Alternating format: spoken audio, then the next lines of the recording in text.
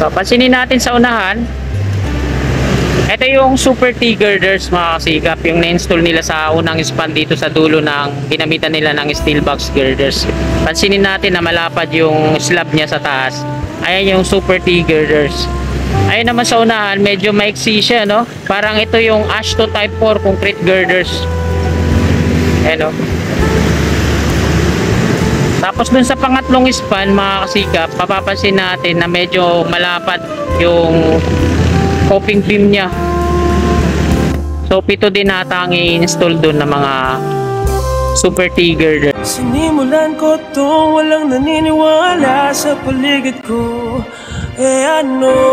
Magandang umaga Luzon, Visayas at Mindanao at maging sa mga kababayan natin dyan sa abroad. Magandang umaga po sa inyong lahat. Nandito po tayo sa kabaan ng Buenos Aires Street upang mag-update ngayong umagang ito dito sa NLEX Connector Section 2, Santa Mesa, Manila. Ngayon ay araw ng Biyernes, ika-26 ng Abril taong 2024 at ika-7 at kalahati na po ng umaga. So kahapon, update natin ay nag-i-install sila ng mga Super T girder doon sa unahan, no?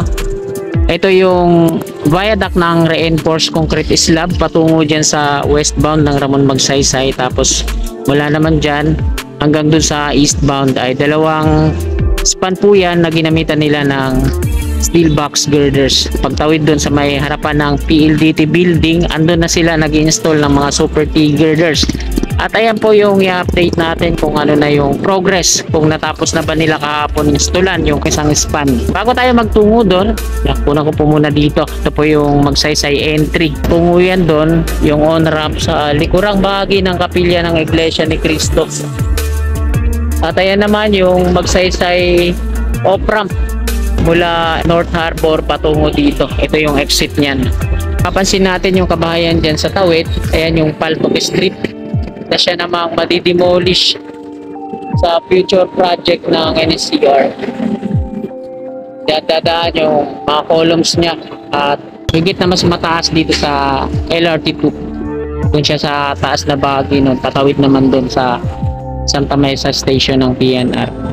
Ganon din doon sa tawid patungong na si street ay madidemolish din yun. At ito naman yung mga bahay na to patungo doon, so babawasan din yan, matatapyasan ng mga 10 metro mula dito sa Ramon Magsaysay Boulevard westbound. Kasi itong Magsaysay entry ay hindi po ito dito, no? Ililis yan patungo dito. So meron na siyang gantry sign dito, wala pang signage. Ito bagong gawa lang to. Pag ganun po yun, patungo dun sa Altura Market at hanggang dun sa may footbridge. At ayan mga kasikap, nakuna na po natin ng update dito. Didiretso tayo doon, tapos lalabas tayo ng Ramon Magsaysay Boulevard westbound. Didiretso tayo dito sa may Poresa at mag-U-turn tayo patungong east naman bago natin kunan dyan sa sa ginagawa nilang installation ng mga Super T girders. So tara, let's go! Time check po tayo. Mag-alas 8 na po na umaga.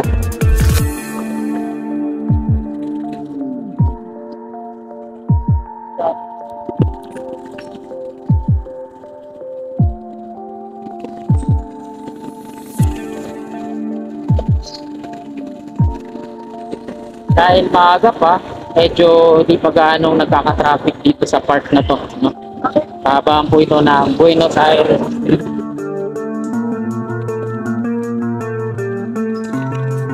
At kakanan na po tayo dito. Ito naman yung footbridge dito sa west patungo dun sa east tawiran.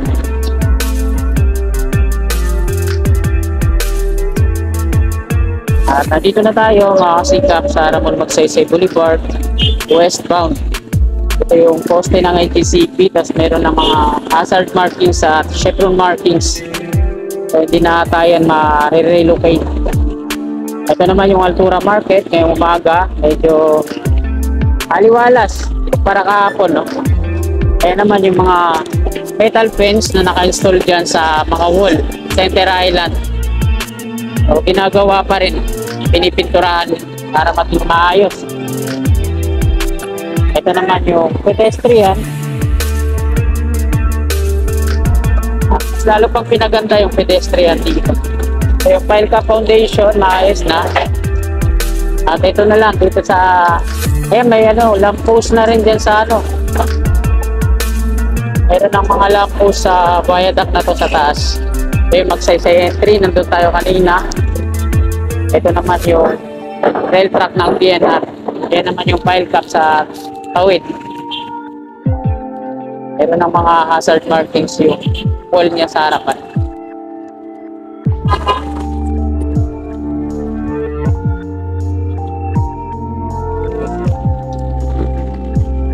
Ito naman sa tawid na. Diretso na yan. Wala dito ang mga metal fence na naka-install. At tinatapakan ng lupa yung loob niyan. Tataniman ng halaman. So, ang ganda ng itsura niya, nilalabasan.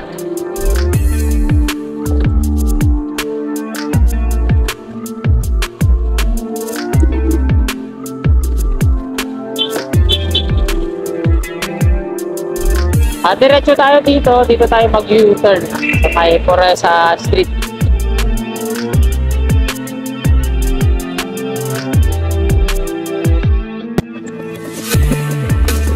At nandito na tayo mga kasikap sa eastbound. Nasa ilalim po tayo ng Poresa Station ng LRT2.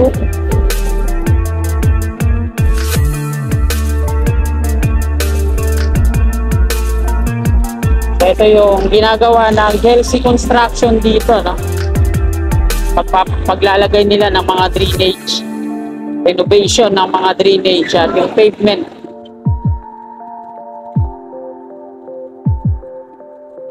So, medyo nagkaka-traffic sa part na to.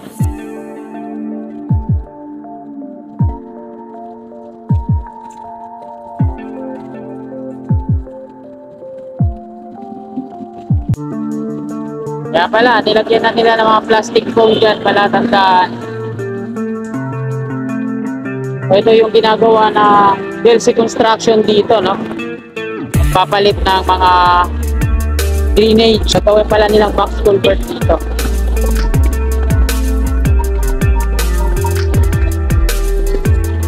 Dito sa eastbound, makikita natin, ano, yung mga wall dyan. So, meron siyang mga nakabang na shear stud. Ito yung pagkakapitan ng metal fence. So, wala pang installation na nagaganap dito, no? Metal fence installation. So, nasa Santa Mesa Interchange na tayo. Ito po yun. Ito yung viaduct ng NLEX connector na ginamitan nila ng steel box girder. Patawid dito. Bali, dalawang span po yan at meron pang mga luma beam at hydraulic board. So, hindi pa natatanggal. Meron na rin in-install doon sa taas. Ayun, okay. Mga street lamp pole, no? Mayroon na rin mga lamp yan at hindi pa siya, wala pang mga kuryente siguro yan. Hindi pa umiilaw. So, nandito na tayo mga kasikap sa mismong i-update natin. Pagkita natin dyan sa harapan, kompleto na yung 6 na Super T girders. So, dito lang tayo naharangan na ito kasi nasa harapan natin yung guardia ng NCR tsaka yung NLEX. Baka lapitan tayo at sitahin na naman tayo. So, bilangin natin dyan sa unahan yung na-install nila kahapon. 2, 4, 6. So, 6 na Super T girders na po yung naka-install dyan. At ganun din dun sa pangalawang span. Meron na rin siyang 6 na Super T girders na naka-install. Ay mali yata. Yung nandun nata sa unahan, ASH2 Type 4, no? Concrete girders. Kasi yung dito niya sa taas, hindi malapat. Kumpara dito sa in-install nila, ito talaga yung Super T girders. Ngayon ko lang napansin to, no? Kasi lagi tayong nagmamadali sa ating update. So, zoom in lang natin.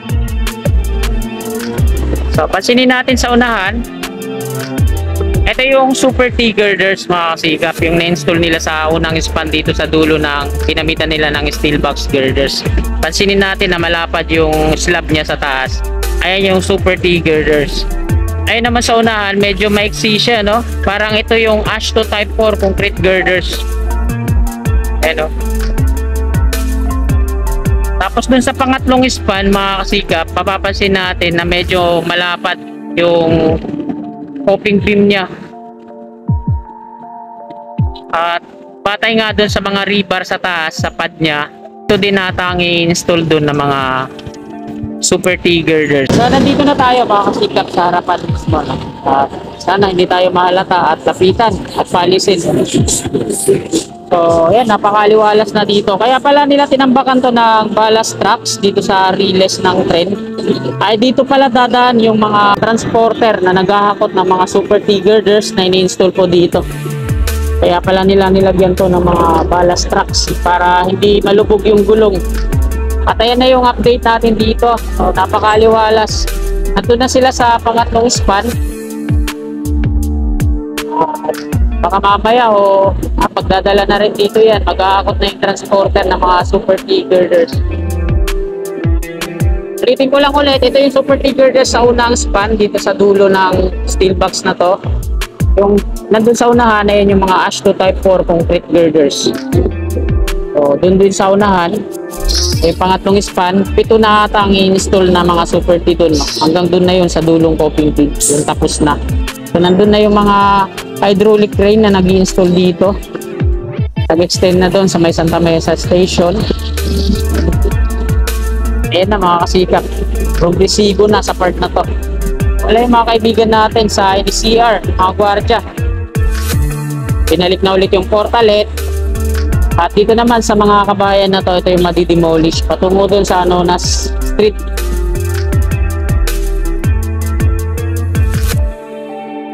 Ganito lang yung kuha natin kasi medyo nag-iingat din tayo. Sana makabili na tayo ng drone para maayos naman yung mga video natin at na tayo nahihirapan.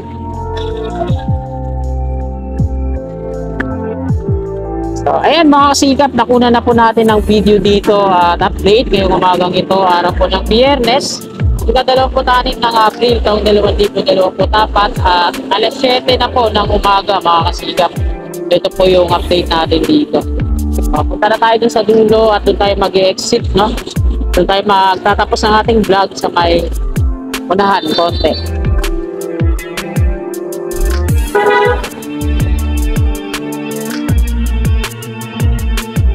Salamat at hindi tayo nahalata o nasita.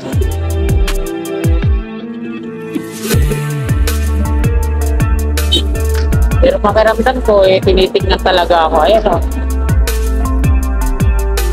Super T-girders 246. Tapos ASHTO type 4 yung nandun sa unahan.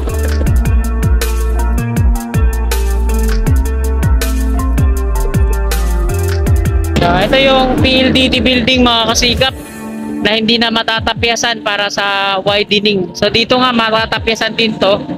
Kaso hindi na ata magagalaw to maging dun sa kabila. Kaya nga ginawa nila 6 lang mula dito sa dulo. 6 lang yung super T-girder na naka-install. At pagdating dito sa pangalawang span, 6 din. ASHTO type 4 concrete girders yung ginamit.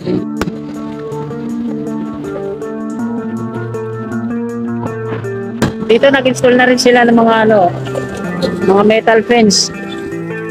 Wala dito sa may pedestrian at hanggang dyan, inumpisahan na.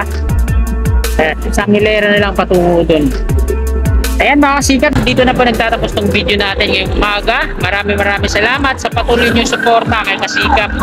At ayan, bago nyo po sana lisanin itong video na to, makikiusap po ako na sana pa-like po sa mga kasikap natin na willing po na sumuporta sa akin. I-click naman po natin yung subscribe button dyan sa baba sa gawing kanan at yung katabi niyang bell. Bell on po natin para always updated po lagi tayo sa aking mga bagpang i-upload na video. Maraming salamat mga kasikap. Magandang umaga at God bless po sa ating lahat. Oh, my angel, angel baby, angel.